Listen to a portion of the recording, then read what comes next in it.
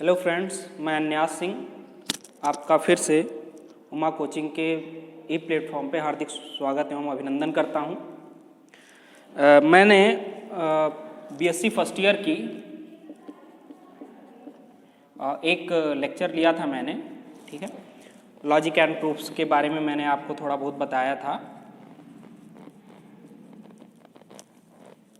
और किताब मैंने रिकमेंड नहीं की थी, बुक कोई रिकमेंड नहीं की थी। तो मैं आज बुक के बारे में आपको सबसे पहले ये काम करता हूँ कि मैं आपको बुक के बारे में बता देता हूँ। तो जो बुक रिकमेंडेड है मेरी तरफ से, उसमें आपको लेनी है introduction to real analysis, introduction to real analysis by Robert G. and Donald R. Robert G. Berkeley and Donald R. Sherbert। ये बहुत अच्छी बुक है एनालिसिस के लिए, और जिनको भी बेसिक रीडिंग करनी है ये सबसे अच्छी बुक है आपको एनालिसिस पढ़ने के लिए। तो ऑफलाइन बैचेस में, जो ऑफलाइन बैचेस में हमारी कोचिंग की चल रही हैं, उसमें से कुछ बच्चों के कहना था जो लेट आए कि हम सर एक वीडियो कम से कम और बना दें जो कि कंटिन्यू करता हो लॉजिक एंड प्रूफ्स को। बाकी 2 बैचेस चल रही हैं हमारी। अगर आपको आना है, या मैं कहूँगा कि आइए ही आप, तो as soon as possible coaching में आएँ आप ऑफलाइन बैचेस के लिए, क्योंकि ऑनलाइन हम बहुत कम ही बना रहे हैं वीडियोस, इसलिए मैं आपसे ऐसा कह रहा हूँ। और इस बार तो इलाहाबाद विश्वविद्यालय के लिए हमारे पास बहुत ही कम टाइम है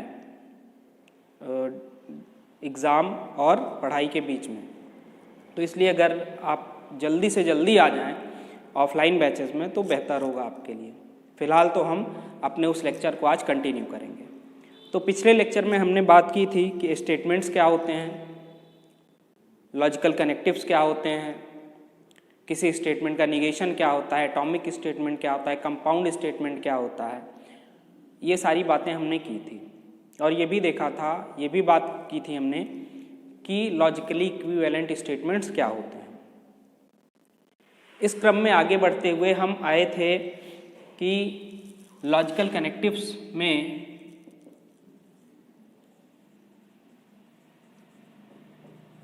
सबसे पहला लॉजिकल कनेक्टिव हमने देखा, कंजंक्शन देखा था कि कंजंक्शन क्या होता है। आफ्टर दैट हमने डिसजंक्शन देखा कि डिसजंक्शन क्या होता है, और इन दोनों के बारे में हमने जाना कि अगर कोई 2 स्टेटमेंट दिए हैं पी क्यू, तब कंजंक्शन एंड से अगर हम इन दोनों को कंबाइन करें, पी एंड क्यू लिखें, तब ये जो नया कंपाउंड स्टेटमेंट बनेगा ये कब ट्रू होगा और कब फॉल्स। फिर उसके बाद हमने डिसजंक्शन में देखा कि अगर कोई 2 स्टेटमेंट पी क्यू दिए हैं और डिसजंक्शन और पी और क्यू जो नया कंपाउंड स्टेटमेंट बनेगा वो कब ट्रू और कब फॉल्स होगा। यहाँ तक की बात हमने कर ली थी। Using the truth table we have determine the truthness और falseness of P and P और क्यू। फिर मैंने आपको एक एक्सरसाइज दे दी थी कि आप ट्राई करिए कि क्या ये स्टेटमेंट सही हैं, दैट इज़ कि नॉट पी और Q is logically equivalent to not P and not Q. फिर दूसरा हमने दिया था आपको not P and Q is logically equivalent to not P और नॉट क्यू।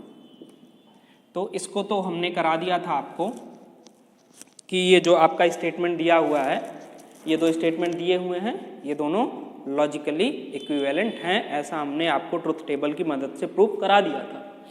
अब लॉजिकली इक्विवेलेंट होने का मतलब ये हुआ कि दोनों में से अगर कोई एक स्टेटमेंट ट्रू है, कोई भी दोनों में से अगर कोई भी एक स्टेटमेंट ट्रू हो जाता है तो दूसरा ऑटोमेटिकली ट्रू हो जाएगा, और दोनों में से अगर कोई भी एक स्टेटमेंट फॉल्स हो जाता है तो दूसरा ऑटोमेटिकली फॉल्स हो जाएगा। ऐसे स्टेटमेंट्स को हम लोग लॉजिकली इक्विवेलेंट कहते हैं, ऐसा हमने पढ़ा।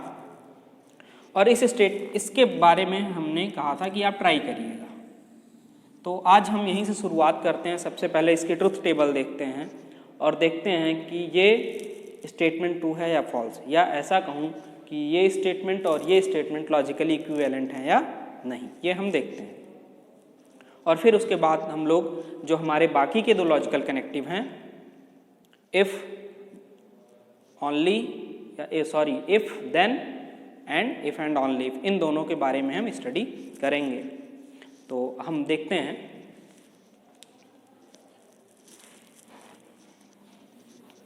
तो आप ये बुक का नाम नोट कर लें, और भी अगर आप बुक खरीदना चाहें तो ये तो एक बुक मैंने बताई, दूसरी अगर आप खरीदना चाहें तो real analysis bye SC. Malik and Savita Arora आप खरीद सकते हैं, ठीक है। और भी खरीदना चाहें तो आप रियल एनालिसिस की तो टी.एम. अपोस्टल की आप खरीद सकते हैं, ठीक है। तो जो भी आप खरीदना चाहें खरीद लें इसमें से, और मेरी तरफ से तो यही रिकमेंडेशन रहेगी आपके लिए। तो हम आते हैं इसको, सबसे पहले हम देखते हैं आज, फिर हम आगे बढ़ेंगे बाकी के लॉजिकल कनेक्टिव की डेफिनेशन पर।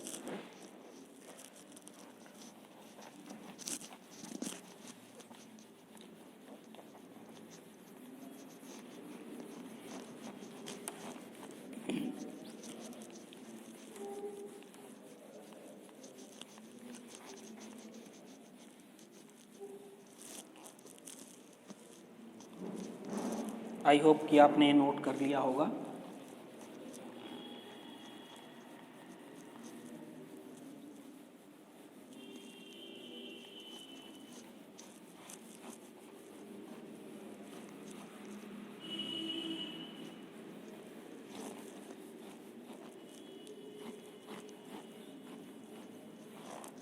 तो देखते हैं हम लोग। तो हमें दो स्टेटमेंट दिए हैं P, Q, और फिर हम देखते हैं कि P एंड Q का क्या हाल है। या सबसे पहले नॉट P नॉट Q। मैंने आपको बताया है कि जब आप ट्रुथ टेबल बनाने लगें तो क्या करना है हमें कि एटॉमिक स्टेटमेंट्स जो हैं सबसे पहले उनको लिखना है, छोटे से छोटे स्टेटमेंट्स को हम पहले लिखते जाएं, फिर जब आगे बढ़ें ट्रुथ टेबल में तो कंपाउंड स्टेटमेंट को लिखते जाएं। तो सबसे पहले P Q जो कि एटॉमिक स्टेटमेंट थे, फिर इससे छोटे statements not P not Q, फिर P एंड Q, फिर हम देखेंगे नॉट P एंड Q क्या आता है। और ये ब्रैकेट का इंपॉर्टेंस है यहाँ, जो पैरेंथेसिस यूज़ हो रहे हैं, या मैं ऐसा कहूँ कि जो ब्रैकेट्स यूज़ हो रहे हैं, इनका बहुत इंपॉर्टेंस है, ठीक है। तो इसे आपको ध्यान रखना है कि अगर हम ये लिखते हैं नॉट P एंड Q लिखें, या हम अगर ऐसा लिखते हैं not P and not Q, तो यहाँ पर ज़मीन आसमान का अंतर है, बिल्कुल आपको ध्यान रखना है, ठीक है। तो ऐसी गलती आप ना करें कभी भी कि ब्रैकेट के बाहर अगर नॉट लिखा है तो आप ब्रैकेट हटा के ऐसा लिख दें और ये समझ के चलें कि दोनों स्टेटमेंट सेम है। नहीं, ऐसा बिल्कुल भी नहीं है। तो ऐसी गलतियाँ नहीं होनी चाहिए। तो ये नॉट P एंड Q, फिर नॉट P और नॉट Q। तो इतनी चीज़ें हमें ट्रुथ टेबल में अपने लिखनी होंगी। तो देखें,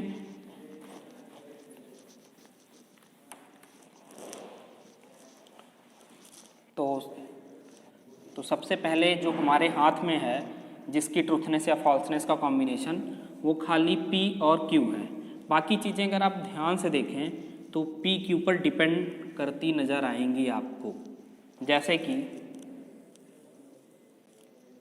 अब जैसे P Q का कॉम्बिनेशन ही हमारे हाथ में है सिर्फ। तो जैसे P ट्रू हो जाए Q ट्रू हो जाए, P ट्रू हो जाए Q फॉल्स हो जाए, P फॉल्स हो जाए Q ट्रू हो जाए, या आपका Q भी फॉल्स हो जाए और या P भी फॉल्स हो जाए। तो अब आप देखेंगे कि सारे के सारे स्टेटमेंट इन्हीं दोनों के कॉम्बिनेशन पे डिपेंड करेंगे। जैसे कि अगर P ट्रू है तो नॉट P क्या हो जाएगा, फॉल्स हो जाएगा, क्योंकि ये निगेशन है P का। ये ट्रू है तो ये फॉल्स हो जाएगा, ये फॉल्स है तो ये ट्रू हो जाएगा, ये फॉल्स है तो ये ट्रू हो जाएगा।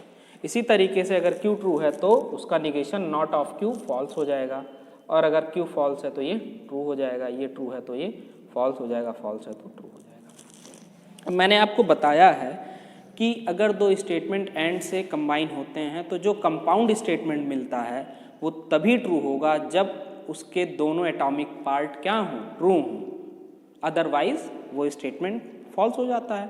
तो यहाँ पर जो आपका कंपाउंड स्टेटमेंट है वो कौन है, P एंड Q है। तो ये तभी ट्रू होगा जब इसके दोनों atomic part that is PQ एक ही साथ ट्रू हो, तभी ये स्टेटमेंट क्या होगा, ट्रू होगा, अदरवाइज फॉल्स होगा। मतलब अगर दोनों का ट्रू वाला कॉम्बिनेशन एक साथ नहीं मिलता है तो ये स्टेटमेंट क्या हो जाएगा, फॉल्स हो जाएगा। जैसे कि आप देखो तो यही एक ऐसा कॉम्बिनेशन है जहाँ पर इसके दोनों एटॉमिक पार्ट ट्रू हैं। अब इन तीनों में से ऐसा कोई भी कॉम्बिनेशन नहीं है जहाँ पर PQ दोनों के दोनों क्या हों, ट्रू हों, इसलिए पूरा का पूरा केस में ये क्या हो जाएगा, फॉल्स हो जाएगा। अब अगर आप इसको ट्रीट करें एज ए स्टेटमेंट आर, तो ये क्या लिखा हुआ है, निगेशन ऑफ आर, ये तो लिखा हुआ है। तो मैंने आपको समझाया है कि अगर कोई स्टेटमेंट ट्रू है तो उसका निगेशन फॉल्स, अगर वो स्टेटमेंट फॉल्स है तो उसका निगेशन ट्रू। तो on the basis of this statement आपका क्या हो जाएगा, अगर T क्या है, ये ट्रू है, P एंड Q ट्रू है, तो नॉट P एंड Q, या मैं ऐसा कहूँ नॉट R, ये क्या हो जाएगा, फॉल्स हो जाएगा। ये फॉल्स है तो ये ट्रू, ये फॉल्स है तो ये ट्रू, ये फॉल्स है तो ये ट्रू। ठीक है, ये मैंने समझने के लिए आपको बताया है कि आप इसको एज अ सिंगल या as a atomic statement true करें तो आपको बात समझ में आ जाएगी आसानी से। अब हम इस पे आते हैं। मैंने आपको समझाया कि अगर इन दोनों स्टेटमेंट्स को लॉजिकली इक्विवेलेंट दिखाना है तो हम क्या दिखा दें कि इनका जो ट्रुथ टेबल आ रहा है वो बिल्कुल सेम आ रहा है। मतलब PQ की सेम कंडीशन में या PQ के सेम कॉम्बिनेशन में या तो दोनों साथ ट्रू हों या तो दोनों साथ फॉल्स हो। तो देखते हैं हम। तो अगर आप यहाँ गौर करें तो इसको मैं हटा देता हूँ, इसका तो आपने कर लिया। तो अगर अब हम क्या करें, ये देखिए आप, इसको आप एज ए आर ट्रीट करें, इसको एज ए एस, तो ये क्या लिखा है, आर और, या सिंपली और। तो आप देखें मैंने आपसे कहा है कि अगर और लॉजिकल कनेक्टिव से दो एटॉमिक स्टेटमेंट कंबाइन होकर कोई कंपाउंड स्टेटमेंट बनाएं तो जो कंपाउंड स्टेटमेंट होता है वो तभी फॉल्स होता है जब दोनों के दोनों एटॉमिक कंपोनेंट क्या हों, फॉल्स हों, अदरवाइज ट्रू होगा। तो भाई आर और एस कब फॉल्स हैं, पहले ही पार्ट में फॉल्स हैं, फिर कहीं भी ऐसा कोई कॉम्बिनेशन नहीं मिल रहा है कि दोनों के दोनों कंपोनेंट फॉल्स हों, आप ध्यान से देख सकते हैं। तो इसका मतलब बाकी केसेस में ये स्टेटमेंट क्या हो जाएगा, ट्रू हो जाएगा। तो आपको क्या मिल गया यहाँ पर, आपको ये मिला कि जो स्टेटमेंट ये लिखा है नॉट P एंड Q और दूसरा स्टेटमेंट लिखा है नॉट P और नॉट Q, दोनों के दोनों क्या हैं, लॉजिकली इक्विवेलेंट हैं। दैट मीन्स दोनों का ट्रुथ टेबल सेम आ रहा है या दोनों के दोनों साथ साथ ट्रू हो रहे हैं, साथ साथ फॉल्स हो रहे हैं। तो वही सिंपली हम लिखते हैं, अगर ऐसा किसी भी स्टेटमेंट का ट्रुथ टेबल ऐसे सेम आ जाता है तो वही हम लिखते हैं कि not P and Q for this statement is logically equivalent to not P और नॉट Q। ठीक है, तो ये आप नोट कर लें।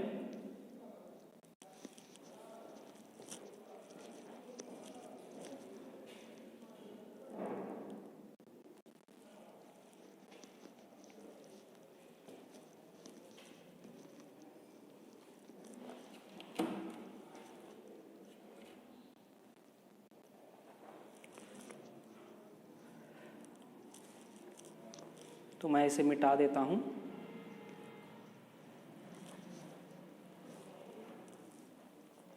अब इसके बाद जो लॉजिकल कनेक्टिव है हमारा वो है इम्प्लीकेशन। ठीक है, इम्प्लीकेशन जो आपका थर्ड लॉजिकल कनेक्टिव है इसको हम लोग कहते हैं इम्प्लीकेशन या कंडीशनल स्टेटमेंट। अगर इससे कोई भी,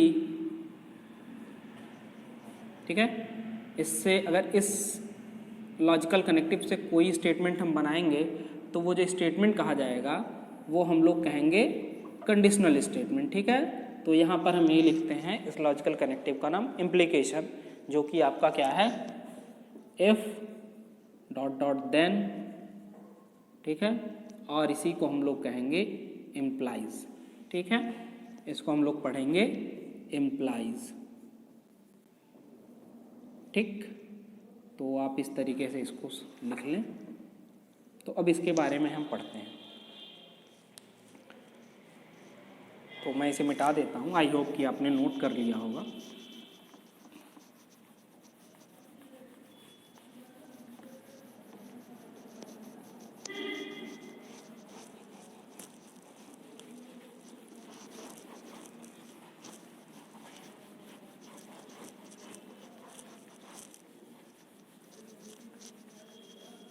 तो अगर कोई भी दो स्टेटमेंट पी क्यू दिए हैं तो अगर हम इस लॉजिकल कनेक्टिव से उसे कंबाइन करेंगे तो हम लिखेंगे इफ P देन Q, या सिंपली अगर हमें साइन यूज करना है तो हम लिखेंगे P implies Q। For two statements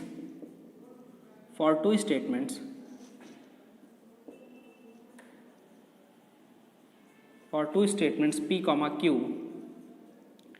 if P then Q, if P then Q is known as conditional statement, is known as conditional statement, is known as conditional statement। ठीक है। We also write it as, we also write it as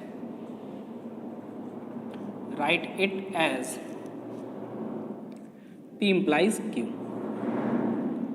और इसको पढ़ाया जाएगा and is read as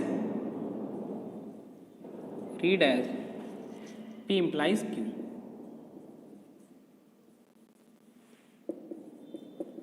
ठीक है। यहां पर जो पहला पार्ट होता है P, इसे हम लोग बोलते हैं hypothesis and Q is known as conclusion. ठीक है। Here P is known as hypothesis and Q is known as conclusion। In the statement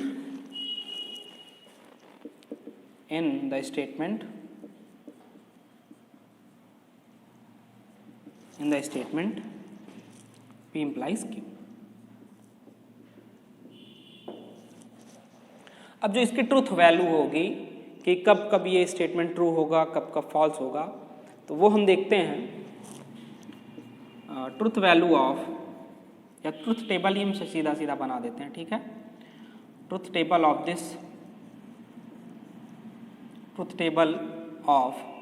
P implies Q। ठीक है। तो ट्रूथ टेबल मैं पहले कंप्लीट नहीं करूंगा, सबसे पहले मैं आपको एक एग्जांपल देता हूं समझने के लिए कि कैसे हम इसका ट्रूथ टेबल या ट्रूथ वैल्यू हमें पता करना हो, या हमारे दिमाग में, हमारे मेमोरी में कैसे ये कंप्लीटली बना रहे। उसके लिए मैं आपको एक एग्जांपल दूंगा भी। तो पहले हम इसका थोड़ा सा फ्रेमवर्क बना लेते हैं। तो P Q ये हो गया आपका, और ये हो गया आपका P implies Q। तो अब क्या पॉसिबिलिटी हो सकती है, तो हम इसको बाद में देखते हैं। सबसे पहले हम एक एग्जांपल देते हैं आपको। जैसे मैंने लिखा if Virat Kohli will win the match। ठीक है। ये आपका एक सेंटेंस हो गया। देन, ठीक है, if then he will distribute sweet, या विराट मैं लिखूं भाई, कोहली ज़्यादा हो जाएगा इसमें। विराट विल, ठीक है, कोई भी विराट नाम का लड़का है, वो क्रिकेट खेलने जा रहा है और वो अपने टीम मेंबर से वादा क्या कर रहा है, आप ये देखिए। Then he will distribute sweets among his teammates. ठीक, वो क्रिकेट खेलने जा रहे हैं, विराट नाम का कोई भी बंदा है, वो क्रिकेट खेलने जा रहा है और उसने क्या प्रॉमिस करा, if Virat will win the match then he will distribute sweets among his teammates. अब देखिए एक कंडीशन आ रही है, अगर हम इसको कंप्लीटली एज ए प्रॉमिस लें तो इस प्रॉमिस की कंडीशन क्या है कि विराट मैच जीते। तो इसीलिए हम क्या कहते हैं कि जब भी इस लॉजिकल कनेक्टिव से हम स्टेटमेंट्स को कंबाइन करते हैं तो इसको कंडीशनल स्टेटमेंट बोलते हैं, क्योंकि जो पहला वाला आपका इसमें स्टेटमेंट आता है ये कंडीशन इम्पोज करता है कि अगर ऐसा है तो ऐसा होगा। तो फिलहाल तो ये एग्जाम्पल आप देखिए, if Virat will win the match he will distribute sweets among his teammates. अगर हम ध्यान दें तो ये प्रॉमिस कब फुलफिल होगा, और प्रॉमिस का फुलफिल होना आप इस तरीके से लेना कि ये पूरा का पूरा स्टेटमेंट ट्रू हो रहा है। तो अगर आप ध्यान से देखें भाई विराट मैच जीत गया और उसने मिठाई बांट दी, मतलब ये बात भी ट्रू हुई और ये भी ट्रू हुई, मतलब ये कंडीशन भी फुलफिल तो होना ही था। मान ली कंडीशन फुलफिल हो गया तो ये जो प्रॉमिस का कंक्लूजन है भी फुलफिल हुआ, तब पूरा का पूरी बात क्या हो गई, प्रॉमिस भी फुलफिल हो गई। तो ये इस तरीके से आप स्टेटमेंट के लिए लीजिए कि अगर P ट्रू हो गया, Q ट्रू हो गया तो P इम्प्लाइज Q भी ट्रू हो गया, ठीक है। लेकिन अगर ये भाई साहब मैच जीत जाए, मिठाई बांटे ही ना, मतलब ये तो फुलफिल हुआ बट ये फुलफिल इन्होंने नहीं किया, तो प्रॉमिस क्या हो जाएगा, पूरा नहीं होगा, मतलब आपका स्टेटमेंट क्या हो जाएगा, फॉल्स। तो भाई ये मैच जीत गए, प्रॉमिस पूरा नहीं किया, मतलब मिठाई नहीं बांटी, तो पूरा का पूरा प्रॉमिस क्या हो गया, पूरा नहीं हुआ। लेकिन अगर मैच ही हार गए, मतलब ये फॉल्स हो गया, मैच ही हार गए, तो इसके बारे में तो कोई बात ही नहीं हुई थी कि मैच हार जाएंगे तो भाई मिठाई बांटेंगे कि नहीं बांटेंगे।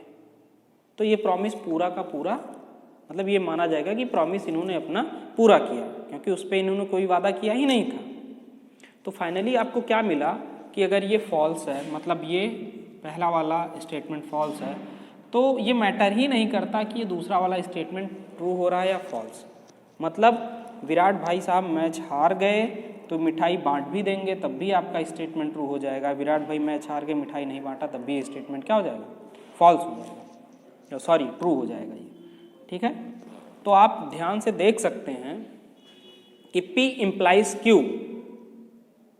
तभी फॉल्स हो रहा है जब आपका ये हाइपोथेसिस ये ट्रू हो जाए और कंक्लूजन क्या हो जाए, फॉल्स हो जाए, ठीक है। बाकी केसेस में ये स्टेटमेंट क्या होगा, ट्रू होगा। मतलब अगर हाइपोथेसिस ट्रू हो और कंक्लूजन ट्रू हो तब भी ये स्टेटमेंट ट्रू है, और अगर हाइपोथेसिस फॉल्स हो गया तब कंक्लूजन कुछ भी हो, डजंट मैटर कि वो ट्रू होता है या फॉल्स होता है, आपका जो कंपाउंड स्टेटमेंट होगा that means P implies Q ये क्या होगा, ट्रू होगा।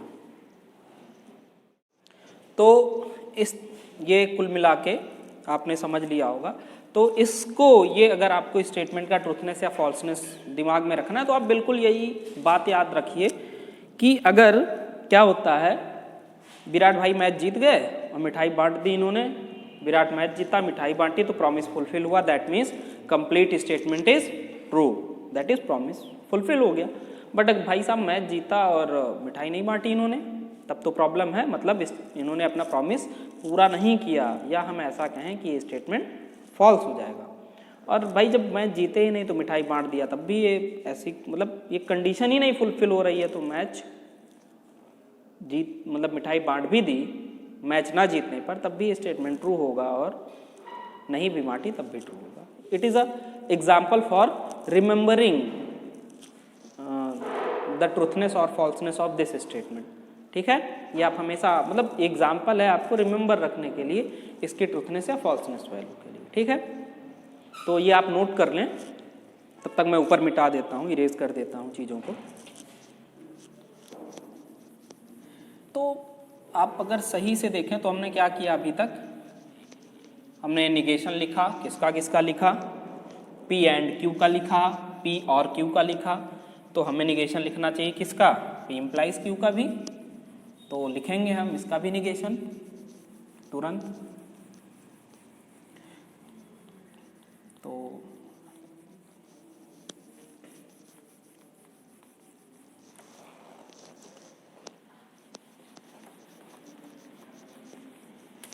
तो आप देखें अगर,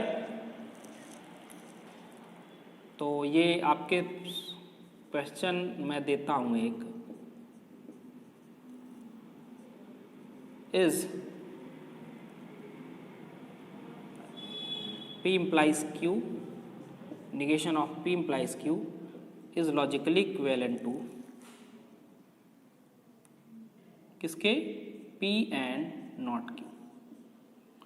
तो ये आपके सामने क्वेश्चन कि क्या ये दोनों स्टेटमेंट लॉजिकली इक्विवेलेंट हैं। तो भाई सबसे अच्छा तरीका है हमारे पास, हम फटाफट दोनों के ट्रूथ टेबल बनाएं और चेक कर लें कि क्या ये दोनों लॉजिकली इक्विवेलेंट हैं या नहीं। तो आइए हम करते हैं इसको। तो सबसे पहले तो मुझे मिटाना पड़ेगा सारी चीज़ों को, because we have to use entire part of this white board.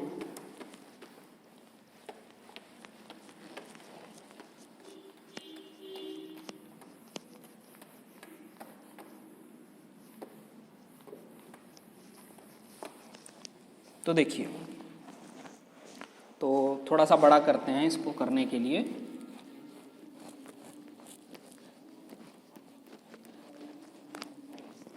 तो देखिए, हमने सबसे पहले आपको बताया कि एटॉमिक स्टेटमेंट्स आप फटाफट लिख लें।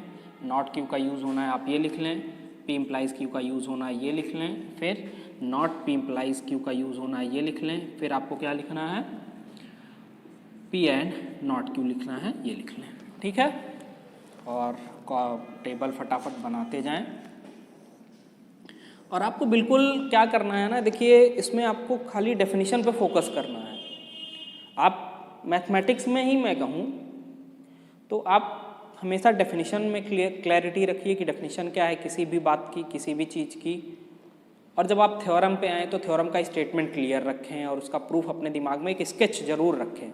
तो स्केच से ये होगा, अभी जब आप धीरे धीरे आगे बढ़ोगे तो वो बिल्कुल क्लियर कर देगा आगे आने वाली चीज़ों को आपके, और आपकी लॉजिकल पावर बढ़ा देगा कि आपको समझना है कैसे है चीज़ों को। और बहुत ही आसान सब्जेक्ट होता है मैथमेटिक्स, क्योंकि इसमें कोई एम्बिग्यूटी नहीं है, इसमें कोई कन्फ्यूज़न नहीं है। कोई भी बातें लिखी हैं तो वो या तो ट्रू होनी है तो फॉल्स, ट्रू होनी है तो उसके पीछे का लॉजिक आपको देना है, फॉल्स है तो आपको एक काउंटर एग्जाम्पल देना है। ठीक है, तो फिलहाल तो अभी हम यहीं हैं। तो क्या पॉसिबिलिटी है? पी ट्रू हो जाए, क्यू ट्रू हो जाए, ये ट्रू हो जाए, ये फॉल्स हो जाए, ये फॉल्स हो जाए, ये भाई साहब ट्रू हो जाए, दोनों के दोनों भाई साहब क्या हो जाए? फॉल्स हो जाए। ठीक, तो भाई अगर क्यू ट्रू है तो नॉट क्यू क्या होगा? फॉल्स होगा। मैंने बताया निगेशन ऑफ अ स्टेटमेंट, तो कोई भी स्टेटमेंट अगर ट्रू है तो उसका निगेशन फॉल्स, अगर स्टेटमेंट फॉल्स है तो उसका निगेशन ट्रू। ठीक, तो उसी डेफिनेशन पे चलना है। तो अगर ये फॉल्स है तो ट्रू, ट्रू है तो फॉल्स, फॉल्स है तो ट्रू। आगे बढ़ते हैं। तो भाई साहब ये विराट का मैच जीतना हो गया, ये मिठाई बांटना हो गया। ठीक है, ये क्या हो गया? विराट का मैच जीतना हो गया, ये मिठाई बांटना हो गया। तो मैंने क्या कहा? विराट जीत गए, मिठाई बांट दी, प्रॉमिस कंप्लीटेड। ठीक है, या प्रॉमिस फुलफिल्ड, मतलब स्टेटमेंट आपका ट्रू हो गया। मैच जीत गए, मिठाई नहीं बांटी, चीटिंग है भाई ये कंप्लीटली। तो चीटिंग है तो भाई प्रॉमिस नहीं पूरा हुआ, तो ये स्टेटमेंट क्या हो गया? फॉल्स। और जब बेचारे मैच जीते ही नहीं तो चाहे मिठाई बांटें और चाहे ना बांटें, दोनों केसेस में प्रॉमिस फुलफिल माना जाएगा, या स्टेटमेंट ये क्या होगा? ट्रू होगा। ठीक है, मैं इस एग्जाम्पल को बार बार कोट कर रहा हूँ खाली याद रखने के लिए। ठीक है, अब यार अगर आप इसको एज ए आर ट्रीट करो तो ये क्या लिखा है? Negation of R. तो अगर ये ट्रू है तो निगेशन ऑफ आर फॉल्स, ये फॉल्स है तो निगेशन ऑफ आर ट्रू, ये ट्रू है तो निगेशन ऑफ आर फॉल्स, ये ट्रू है तो negation of R false. Clear? अब देखिए थोड़ा सा दूर आइए, आप कांटा दूर का भिड़ाना है हमको। ये भाई साहब पी लिखे हैं और ये क्यू है। अब इन दोनों के बारे में हमने बात करनी है। पी एंड नॉट क्यू लिखा है भैया, तो पी एंड नॉट क्यू का क्या केस है? एंड लगा है लॉजिकल कनेक्टिव।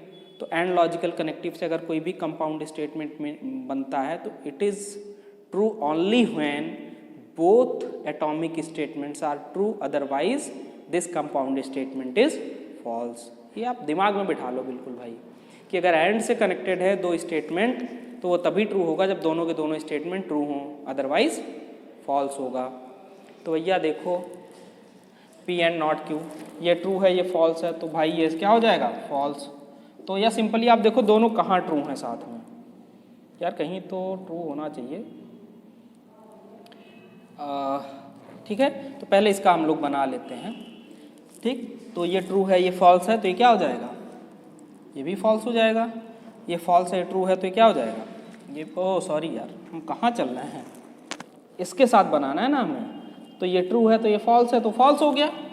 अब भाई साहब ये ट्रू है, ये ट्रू है, तो ये क्या हो जाएगा, ट्रू हो जाएगा ना भाई। पी एंड नॉट क्यू का देखना है हमें ना, तो इस कॉलम में आइए, ये ट्रू फॉल्स फॉल्स, ये ट्रू तो ट्रू, ये फॉल्स तो ये क्या हो जाएगा, फॉल्स, क्योंकि भाई इन्होंने तभी ट्रू होना है जब ये भी ट्रू हो और ये भी ट्रू हो।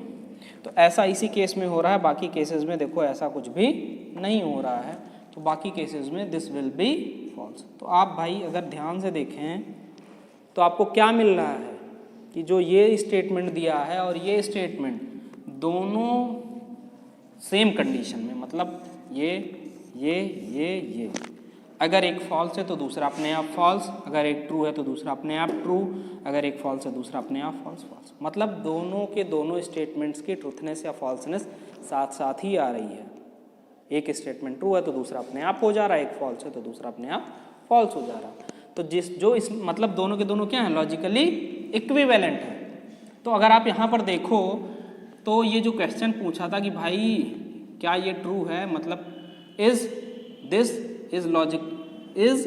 This logically equivalent to this, yes this holds. ठीक है, तो आपका आंसर क्या होगा, yes not P implies Q is logically equivalent to P and not Q। तो नोट कर लें आप इसे।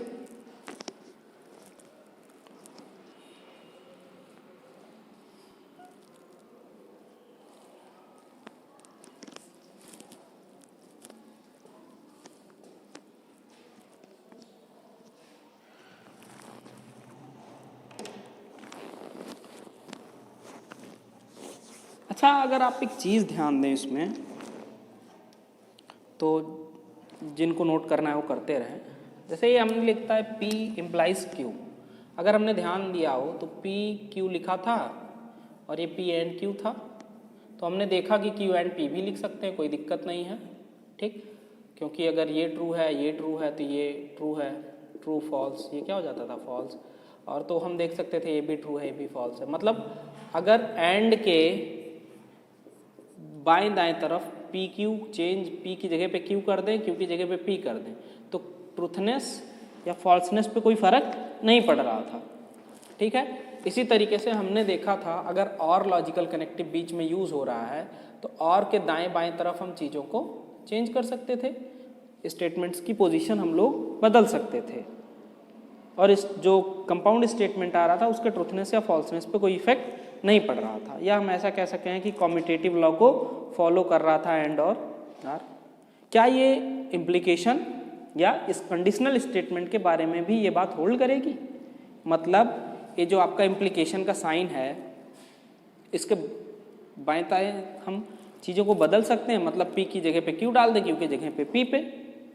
ठीक है, मतलब P implies Q लिखा है और Q implies P, क्या दोनों लॉजिकली इक्विवेलेंट हैं?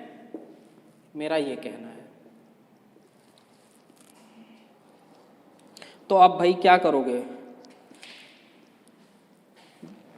ट्रुथ टेबल बनाओगे और फिर आप दिखाओगे कि भैया दोनों की ट्रुथ टेबल सेम नहीं आ रही है, इसलिए ऐसा है। लेकिन क्या हम उससे और छोटे में काम चला सकते हैं? मतलब हम एक ही लाइन लिख दें, हमें एग्जाम्पल मिल जाए। भाई ट्रुथ टेबल बनाओगे, आप इतना बड़ा सा काम करोगे, तो उससे बेहतर ये नहीं है कि हम एक एग्जाम्पल लें P implies Q का और उसमें P Q की पोजीशन चेंज करके देखें कि वो स्टेटमेंट ट्रू है ही नहीं, जबकि P implies Q ट्रू है। ठीक, तो ऐसा हम कर सकते हैं। अगर आप ये मैं मिटाता हूँ तो ये स्टेटमेंट क्या है, ये हमेशा ये फॉल्स होगा। ठीक है, हम फॉल्स, या मैं ऐसा कहूँ कि ये ट्रू नहीं है, नॉट ट्रू। ठीक है, या ऐसा कह दो कि this is not logically equivalent to, बात खत्म। ठीक, P implies Q is not logically equivalent to Q implies P। तो जिन्होंने ट्रुथ टेबल बना के करना है वो चेक कर लें, बाकी मैं इस यहाँ पर एक एग्जांपल आपको दे देता हूँ। जैसे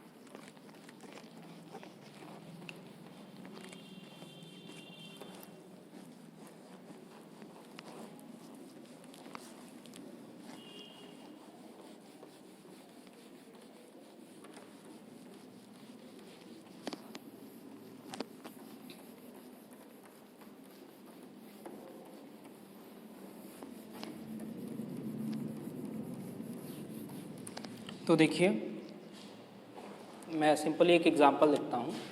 इफ़ कुछ भी मैं नाम लिखता हूँ, इफ़ अनुज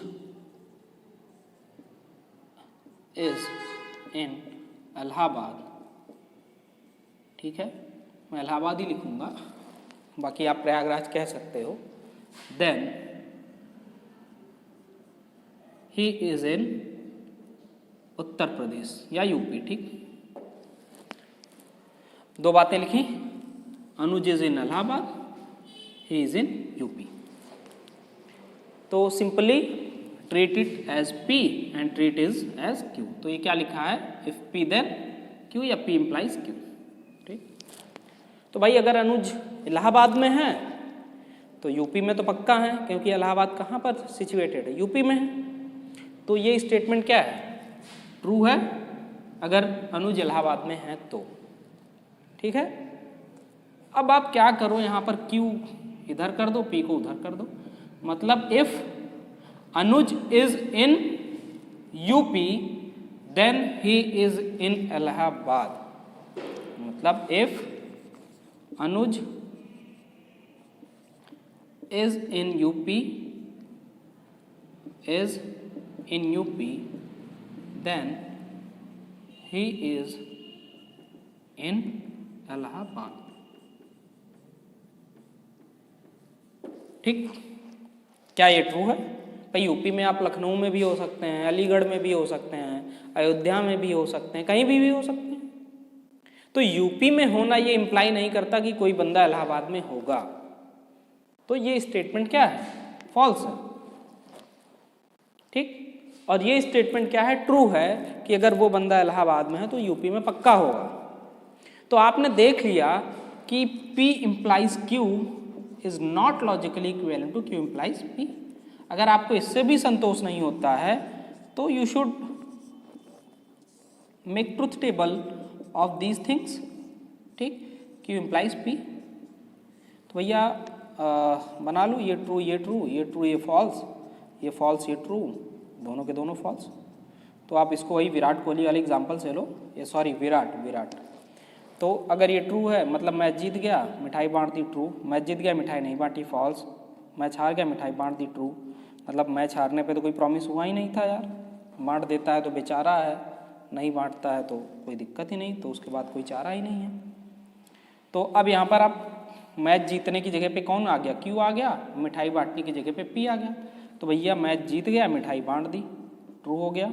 मैच हार गए, मिठाई बांट दी, तब तो बेचारा है ही, तब भी ट्रू है। मैच जीत गया, मिठाई नहीं बांटी, तो आपने क्या कहा कि फॉल्स है। अब मैच हार गया, नहीं बांटता, तो इसके बाद कोई चारा ही नहीं है, तो ट्रू ही है। तो आप देख रहे हो कि यहाँ तो ठीक है साथ साथ ट्रू हो जा रहे हैं, बट यहाँ पर और यहाँ पर चीज़ें एक साथ नहीं हो रही हैं, ठीक है। तो इसका मतलब दोनों हमेशा साथ साथ ट्रू और साथ साथ फॉल्स नहीं हो रहे हैं, इसलिए ये दोनों स्टेटमेंट लॉजिकली इक्विवेलेंट नहीं हो सकते, ठीक है। तो ये बात तीसरे लॉजिकल कनेक्टिव की हो गई, इसको हम लोग क्या कहते हैं, इम्प्लीकेशन, ठीक। अब जो चौथा लॉजिकल कनेक्टिव है मैं जल्दी से आपको बता देता हूँ,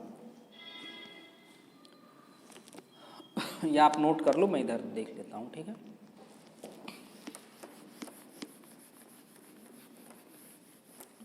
तो जो आपका चौथा लॉजिकल कनेक्टिव है, P if and only if Q, if and only if Q, ठीक। इसको हम लोग बोलते हैं डबल इम्प्लीकेशन। क्या बोलते हैं, डबल इम्प्लीकेशन। ये आपका चौथा लॉजिकल कनेक्टिव। एक्चुअली ये कोई अलग से लॉजिकल कनेक्टिव नहीं है, it is the combination of and, ठीक है, एंड इम्प्लीकेशन। मतलब दो लॉजिकल कनेक्टिव का एक कॉम्बिनेशन है, पहला इम्प्लीकेशन, दूसरा एंड। तो अब कोई स्टेटमेंट अगर P और Q है, ठीक, तो P if and only if Q,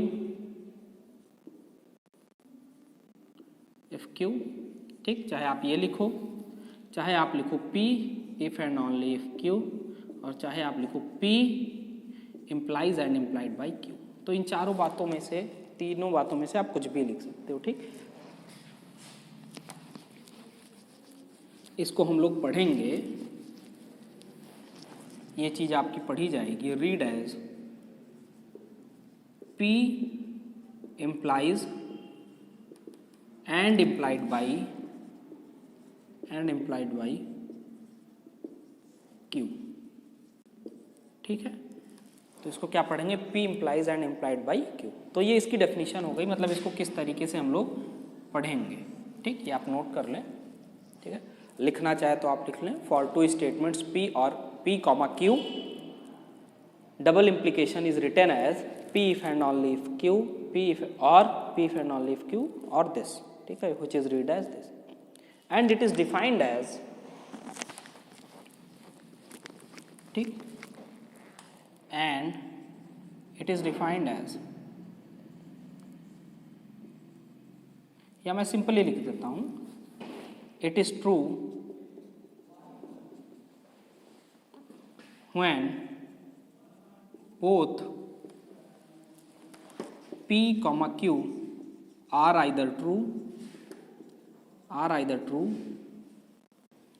or false together।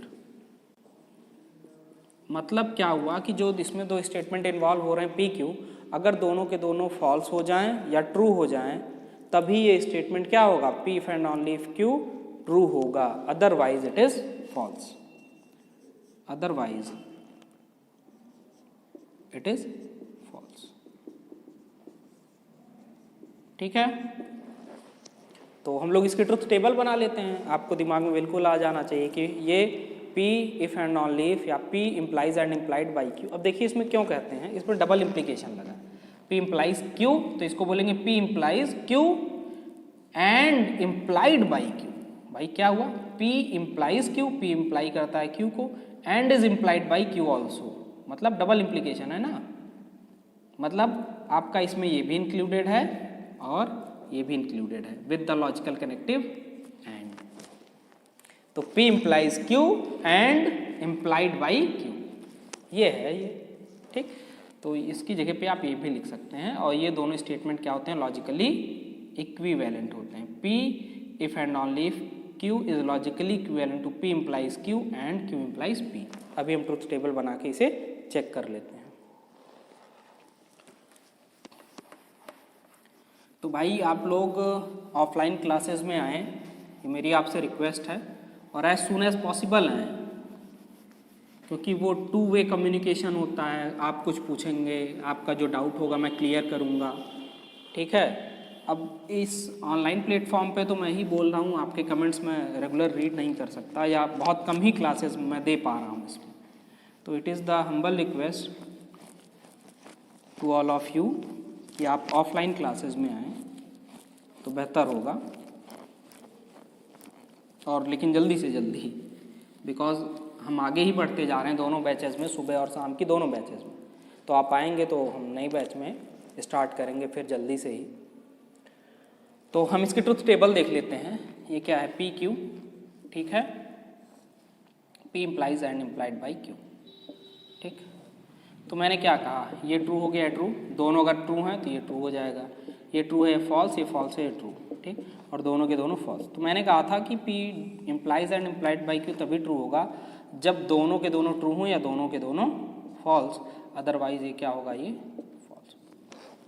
ठीक है ना, ये मैंने आपसे बात कही थी कि P डबल इम्प्लीकेशन Q तभी ट्रू होगा जब दोनों के दोनों ट्रू हों या दोनों के दोनों फॉल्स, अदरवाइज बाकी केसेस में क्या होगा, फॉल्स होगा। अब मैंने ये भी कहा कि ये लॉजिकली इक्विवेलेंट है दिस के, तो इसीलिए मैंने आपसे स्टार्टिंग में कहा था कि भाई ये कोई अलग से लॉजिकल कनेक्टिव नहीं है, it is the combination of implication and. दो का कॉम्बिनेशन हो रहा है, आप ध्यान से देखो तो। ठीक है, तो ये मेरी नज़र में कोई अलग से नहीं है ये लॉजिकल कनेक्टिव। ठीक है, तो हम बना लेते हैं, इसका भी देख लेते हैं। ठीक है ना, तो ये देखिए आप, मैं मिटा दे रहा हूँ। ठीक, तो आप यहाँ क्या बना लो, P इम्प्लाइज Q बना लो, फिर यहाँ क्या बना लो, Q इम्प्लाइज P बना लो, यहाँ क्या बना लो, P implies Q and Q implies P। तो आप इसको take it as R, take it as S, then it is R and S। ठीक, ये आप मन में रखो। तो भाई ये ट्रू है तो P implies Q true. Match जीत गया मिठाई बांट दी ट्रू। मैच जीत गया मिठाई नहीं बांटी फॉल्स। मैच हार गया मिठाई बांट दी ट्रू। मैच हार गया मैच नहीं बांटी ट्रू। अब उल्टा चलना है, मैच जीत गया मिठाई बांट दी ट्रू। मैच हार गया मिठाई बांट दी ट्रू, क्योंकि हारने पे कोई बात हुई नहीं थी। मैच जीत गया लेकिन मिठाई नहीं बांटी तो क्या हो जाएगा, फॉल्स हो जाएगा। मैच हार गया मिठाई नहीं बांटी, कोई दिक्कत नहीं है, इस पर तो कोई प्रॉमिस हुआ ही नहीं था। ठीक है भाई, हारने के बाद तो बेचारा हो गया ना वो, तो फिलहाल छोड़ते हैं। तो अब देखो आप क्या लिखा है, आर एंड एस लिखा है। तो ये तभी ट्रू होता है जब आर एस दोनों के दोनों ट्रू हों, अदरवाइज फॉल्स। तो भाई कहाँ ट्रू हो रहा है, यहाँ ट्रू हो रहा है तो ट्रू, यहाँ ट्रू हो रहा है तो ट्रू, अदरवाइज फॉल्स। अब आप देखो, ठीक है, तो ये जो दोनों के दोनों स्टेटमेंट हैं ये क्या है, लॉजिकली इक्विवेलेंट है। ठीक, तो आप ये बना लें और आज हम इसी पे स्टॉप करते हैं और फिर नेक्स्ट लेक्चर में हम आगे बढ़ेंगे। वैसे मैं उम्मीद करता हूँ कि अब आप सभी ऑफलाइन लेक्चर में मिलेंगे।